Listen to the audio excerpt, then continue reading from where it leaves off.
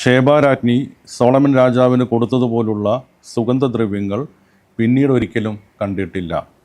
സോളമൻ്റെയും ഇരാമിൻ്റെയും ഭൃത്യന്മാർ ഓഫറിൽ നിന്ന് പൊന്നിനു പുറമെ രക്തചന്ദനവും രത്നങ്ങളും കൊണ്ടുവന്നിട്ടുണ്ടായിരുന്നു.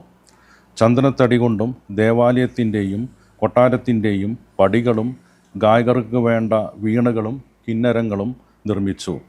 ഇതിനു മുമ്പ് യൂദാദേശത്ത് എങ്ങും ഇതുപോലെയൊന്നും കണ്ടിട്ടില്ല. ബൈബിളിൻ്റെ പഴയ നിയമത്തിൽ പരാമർശിക്കപ്പെടുന്ന സുഗന്ധദ്രവ്യങ്ങൾക്ക് പ്രസിദ്ധമായിരുന്ന ഓഫിർ എവിടെയായിരുന്നു? BC 10-ാം നൂറ്റാണ്ടിൽ ജെറുസലേം ഭരിച്ചിരുന്ന ജൂതരാജാവായ സോളമന് അദ്ദേഹത്തിൻ്റെ പത്നി ഷേബാരാജ്ഞി നൽകിയത് ഓഫറിൽ നിന്നുള്ള സുഗന്ധദ്രവ്യങ്ങളായിരുന്നു.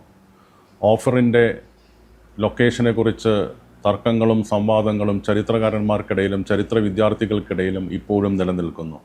ചിലർ അത് ശ്രീലങ്കയാണെന്നും ഫിലിപ്പൈൻസ് ആയിരുന്നു എന്നും അഭിപ്രായപ്പെട്ടിട്ടുണ്ട്. മറ്റൊരു വിഭാഗം ചരിത്രകാരന്മാർ തിരുവനന്തപുരത്തിനടുത്തുള്ള പൂവാറായിരുന്നു ഓഫിർ എന്ന് അഭിപ്രായപ്പെടുന്നു.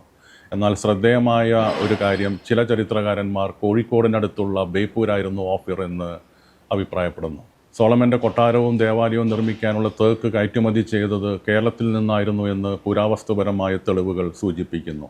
അങ്ങനെയെങ്കിൽ തേക്ക് കയറ്റുമതി ചെയ്യപ്പെട്ടത് ഒരു നിർമ്മാണത്തിന് പിൽക്കാലത്ത് പ്രശസ്തമായ ഓഫറിൽ നിന്നായിരിക്കാമെന്നാണ് ചരിത്രകാരന്മാർ വാദിക്കുന്നത്. അതുകൊണ്ട് തന്നെ ബൈബിളിൻ്റെ പഴയ നിയമത്തിൽ പരാമർശിക്കപ്പെടുന്ന ഓഫിർ ബേപ്പൂരാണോ എന്ന് ഉറപ്പിച്ച് പറയാൻ പുരാവസ്തുപരമായ തെളിവുകൾ നമുക്കില്ല. അതുകൊണ്ട് ബേപ്പൂരാവാം ഓഫിർ എന്നുള്ളത് കേവലം ഇപ്പോഴും ഒരു അനുമാനമായി നിലനിൽക്കുന്നു. ഓഫിറിൻ്റെ ലൊക്കേഷനെക്കുറിച്ചുള്ള തർക്കങ്ങളും സംവാദങ്ങളും അവസാനമില്ലാതെ ചരിത്ര വിദ്യാർത്ഥികൾക്കിടയിൽ ഇപ്പോഴും തുടരുന്നു.